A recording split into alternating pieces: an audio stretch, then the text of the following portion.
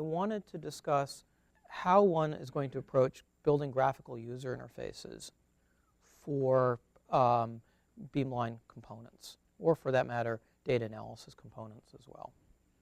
And this is something that I think there are a lot of different approaches. I'm working on something which I think has the potential for making this process a lot easier. So first, just some background. If you're going to write GUIs in Python, what support is out there to do it with? And there are at least 3 libraries that I'm aware of that operate on a large variety of platforms. It doesn't operate on a large number of platforms. I'm not interested. One of them is tkinter. For anybody who's used tcl/tk, the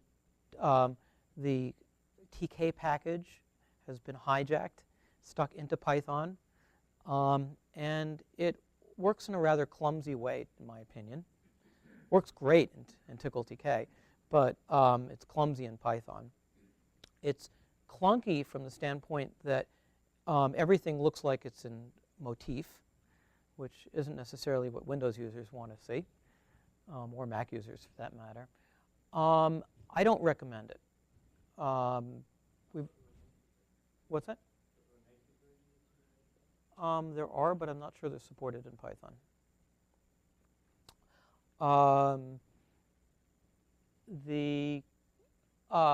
There's also a package called wxPython. It's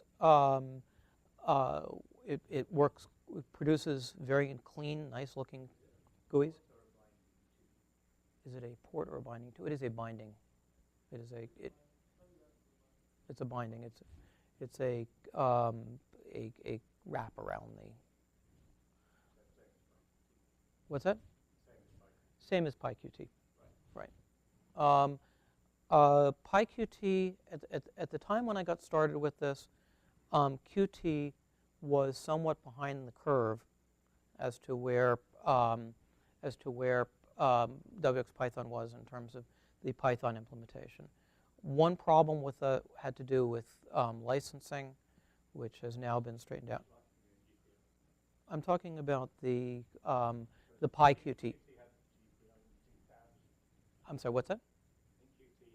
Qt, but PyQt does not. PyQt is available for free, but the license for PyQt is restrictive enough that a lot of people wouldn't touch it. There are also some problems in terms of distributions. Finding distributions of Qt that worked on all platforms was difficult as far back as a year ago. It was easy to do on some platforms, but for example, trying to build it for Windows was very, very tough, particularly if you didn't have the Microsoft compiler. I will say that my impression is the future is Qt. But as of right now, we've put a lot of work into working with wxPython. It's the one that I know, and the Python bindings still are coming up with some problems with Qt, but with wxPython it's fairly straightforward. So that's what I'm working with now. I can't tell you that a couple years from now I won't be sorry that I didn't start with Qt now, but here's where I am. So, well, it could be, but it could be 10 years, maybe 2, could be 10. I don't know when, and it may be never. So, if you don't want to build your own Python, if you don't want to build your own GUI code in WX directly, coding it from scratch, there are some GUI programs that you can use to create graphical user interfaces. And here's some that are listed. I'm playing right now with wxGlade, and I'll show you a little bit about that. And so we'll see a little bit about that. But the problem with using one of these programs is when you're done, okay, you have your GUI script available to you, but it doesn't do anything. as you'll see. And you still need to go back and program in wxPython or PyQt or whatever to hook it up and make it work. So you've saved yourself a little bit of work, but not a lot, by using one of these builders. So the problem is then, how do you actually hook up your code to the GUI? And that's what I've been looking at, and I'll tell you a little bit. So I've written a package called wxGlue, and that attempts to add a layer of code which insulates you from the wx program. It's my code, at least until you start putting your fingers into it. Then it'll be our code. Okay, so I'll give you an example of how we'll do an actual. We'll set up a small graphical user interface program using wxPython, wxGlade, and wxGlue in just a second. In theory, wxGlue should work with GUIs built by other programs, but I haven't tried that yet. So first of all, wxGlade, where to find it? It's on SourceForge. You can download it either using Mercurial, which is written in Python, by the way, or from a zip file. And there's some not very good tutorials online. Shouldn't have said that, but they need some work. But it's still very promising. wxGlue is available from the Subversion server. It has nice spec,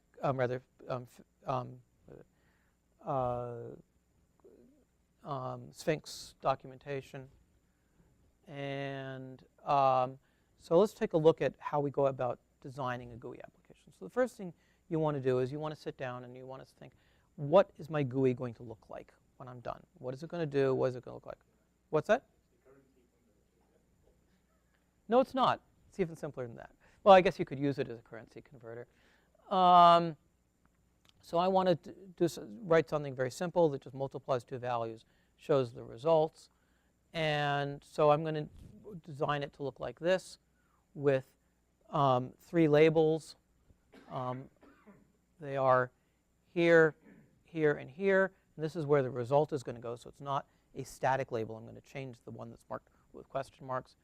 It takes 2 pieces of input, and it has 1 button. It doesn't have a quit button, by the way. You're going to have to depend on killing it from the operating system. Okay, so we know that's what we need. We're going to work, since we're working with wx, wx has a couple different motifs for how you arrange things, but the easiest way to think about this is to start dividing the window into sections.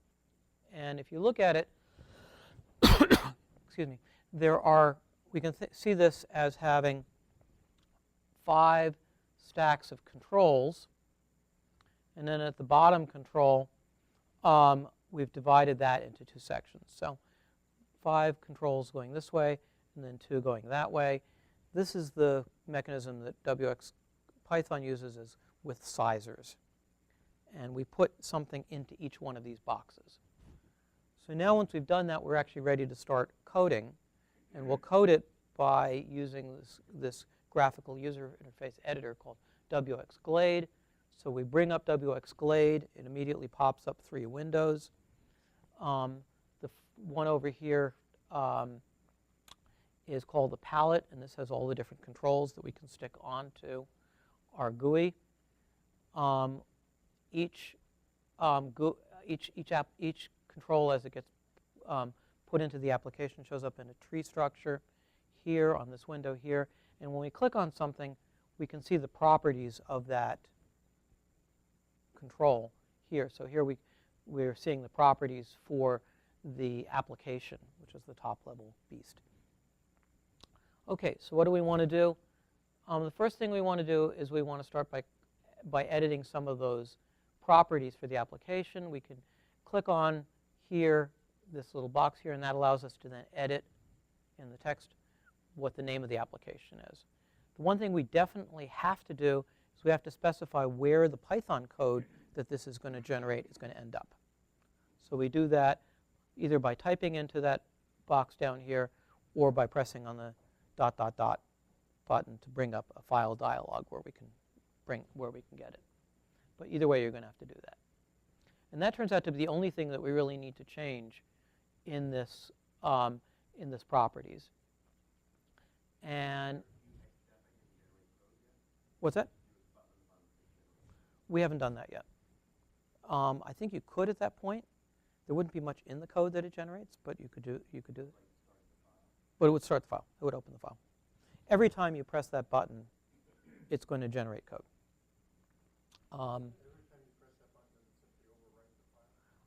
That's a complicated question. The question was, every time you press the button, does it overwrite the file?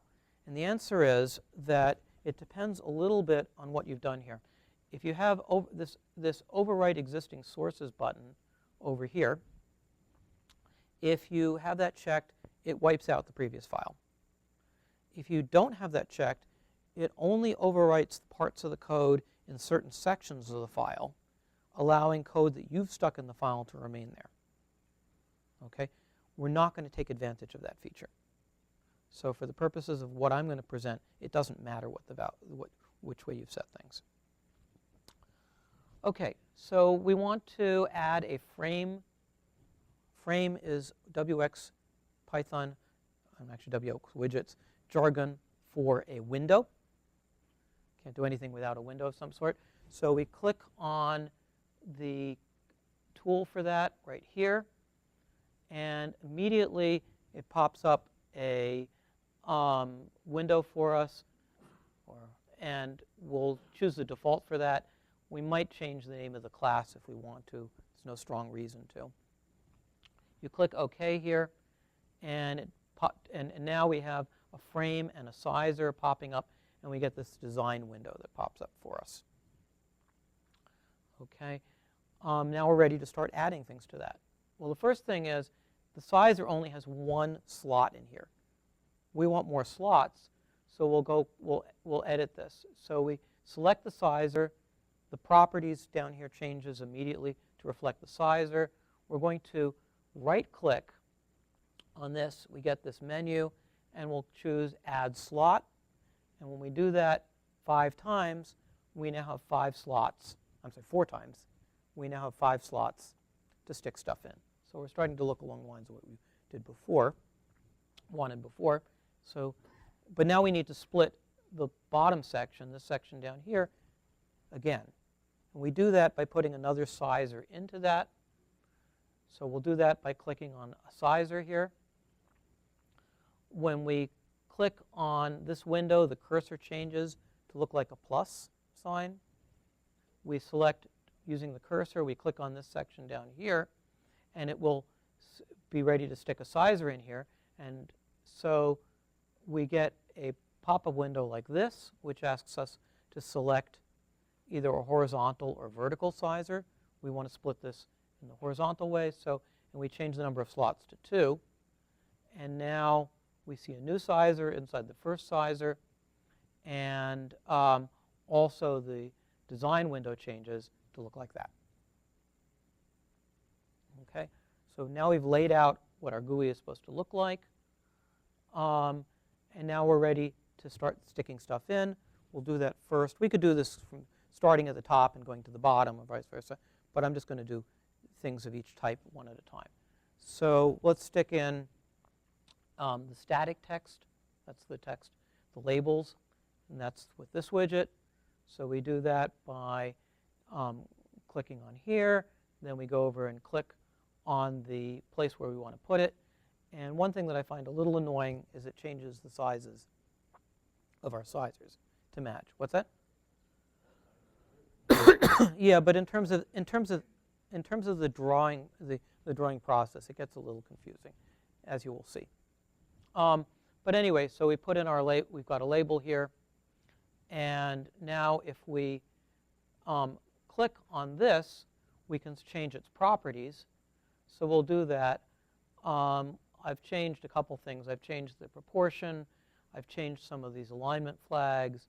I've put the text in that I want to display over here in the properties, and I've said that I want it centered. And it uses Guy's spelling for center. Um, the no, they don't use it consistently either. So we changed some properties for both the layout and for the widget, and now we're going to do the same thing to add another sizers, to add widgets into here and here. So we end up with more labels going in. Now they're going into the other sizer. And for the let's see, actually I've done this wrong here, but anyway, for sizer 1, which I didn't change the name of, I want to change, yeah, no, that's right, I changed the text to label, to product. And I changed here the proportion to 2 so that it actually gives more space to the product than it does to the one that I've labeled product, confusingly, where I've stuck question marks in. So at this point, I could actually go press the button to generate the code, and I would see a partial GUI that has these things in it. And maybe if anybody wants to stick around for a little while after, I'll actually do this live. But let's go forward, and let's stick in our input widgets. These are called text controls. That's this. We stick in the text control here and here. And there's one box still left unused. And we don't have to, but I'm going to change the name to input 1 and input 2 for this guy and this guy respectively. And I'm going to line them horizontally because it looks nice. And then finally, I'm going to now put a button in. So I do that by selecting this tool here. That's for creating a button. And I stick a button in the remaining slot. And again, I'm going to choose to center it. I'm going to put a label on the button. Instead of saying button_1, I label it as multiply. And at that point, I have a completed GUI. So I'm ready to generate the Python code, which in this case I do from the File menu. But I click on File. It gives me this menu. Click on Generate Code. And I can then try running that file. And actually, let's do that. Let's see. Let me get that out of the way. Let's start a new window. Bring it over where you can see it. CD/. OK, and Python. What did I call it? I called it multapp.py.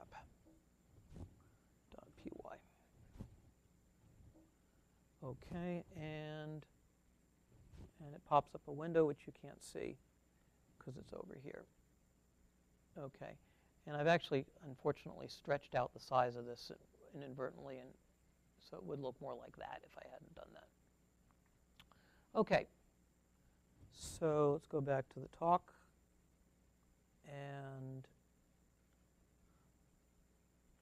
OK, so we have our app. It produces something that looks like this. If I had just followed the instructions I showed you. And frankly, you could make it look a lot better than that, but let's not.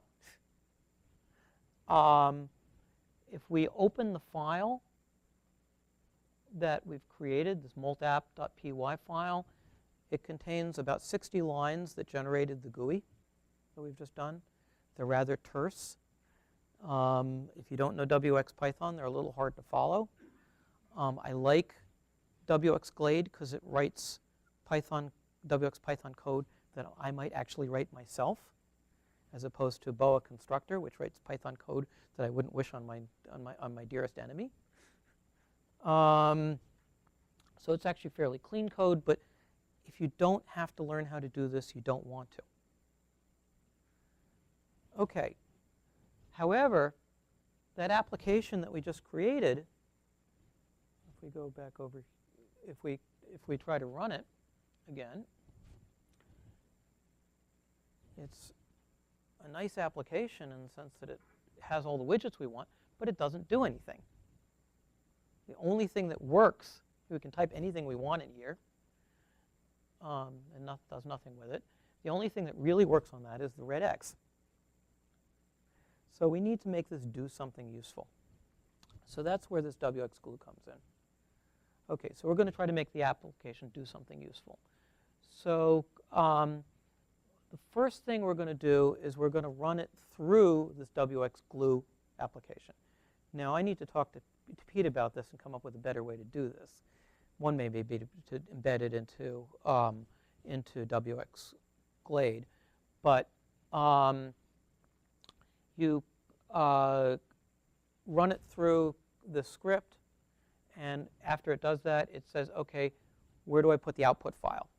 And the name of the output file has, maybe a little bit hard to read, but multapp_shell stuck at the back. So it's stuck the X shell, and we just save that by clicking on here, and now we have a new file. So the new file that we've created, if we try running it, it does exactly what the other file did. Pretty much nothing. It turns out it will do something a little bit different. When we click on multiply, it will actually print something out. It will print out the contents of these two boxes. The file that has been created contains about 50 lines of code, most of which are commented out. And these are a template to follow against. So now we're going to actually edit that code that was spit out to make it do what we want. So let's do the first thing, which is to change these boxes to identify them that they're going to be taking floating point numbers. And if we look in there, we'll see associated with input 1 something that sets the type for that. And we change that. We take the comment off of that, and we make it, and that says this is going to contain a float. Likewise, if we want to, we don't have to. We can put an initial value. So I'm going to use this to put an initial value of 0. If we save this and we run it, when it comes up with zeros in both places. It only now lets us type digits into the box, or plus minus signs, decimal points, or E for exponentials. Your code guessed that's what you want to do with that box. No, it didn't guess that. It just it put this out as a hint. Yeah, exactly. And if you read the documentation, you find out that you can change the float to int. Or you can do some of you can do some of this in Glade. But this is easier. Let's see. So if you put in invalid input, it changes the box to yellow to let you know that there's something invalid there. Okay, so we've set up the input widgets the way we want to. Now let's go on. What do we want to do next? Well, we want to actually make the button work. And in order to do that, we need to do a couple things.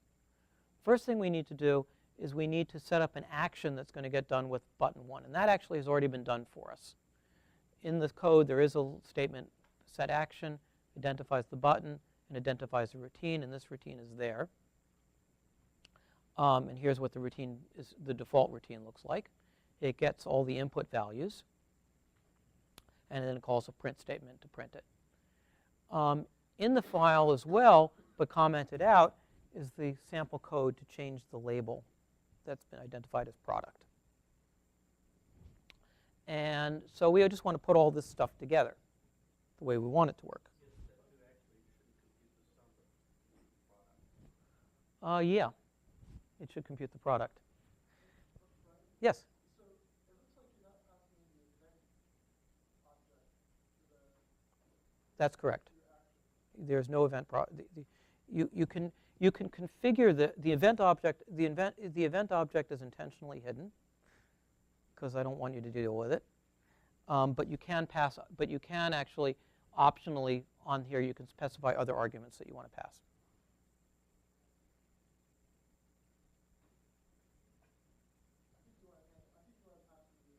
let's talk about this later because I want to hear why, but I don't think so. So here we write the code that actually is going to compute the product, not sum. And so I obtain the two values that I want to get. I compute the product. I change the label to put in to have the string value of the product. And then I have one more thing here, which is optional, but a little command here to resize the window so that if things start getting bigger, they still fit. Okay? What's that? It does not happen automatically, and you don't want it to happen automatically.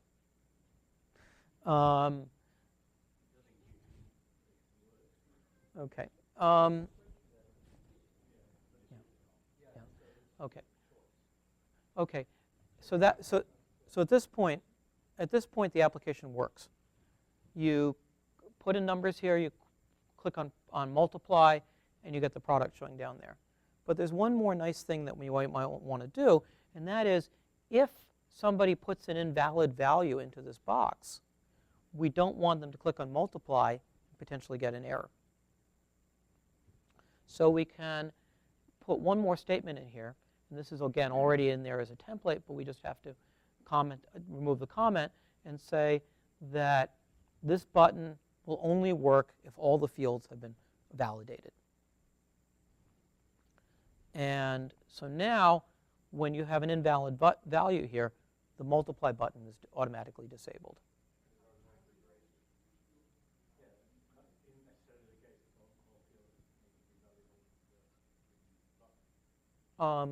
That's true.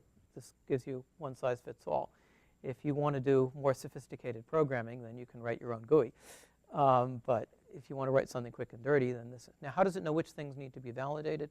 The answer is all the ones that you've declared as either having integer or float.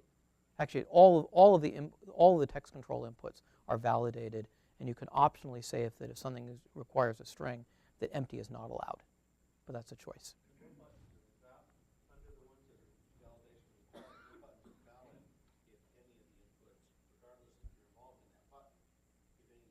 If there are any inputs here that are invalid, then buttons get turned off. Right. Yes, you can write far more sophisticated GUIs, but in this case, either you decide that the button works or it doesn't work. If you have a button that, for example, is going to go ask for a file name, it doesn't need to be gated by the validity of inputs. But so at this point, we have a functioning file. It does what we want it to do. Maybe not all that we want it to do, but it does what we want it to do. If I take out all the commented code, I end up with something that looks like this. It's about 20-something lines of code. It's all plain Python. There's no wx code here at all. And doesn't even have an... Right. It needs the other file. Here is where it gets the file right there. Okay. And we have to pass it right here the name of the frame routine from that file, but it's generated from that for us by reading that file. So this could be docked as a panel inside such other. Absolutely. It could be docked as a panel. Multap-myFrame has to. It has to be either a frame or it has to be a dialog, because those are the only things that right now that this parses. What's that? This multap-myFrame? That is a frame. That is a class that defines a frame. It makes an app for you. It makes an app if it doesn't already exist.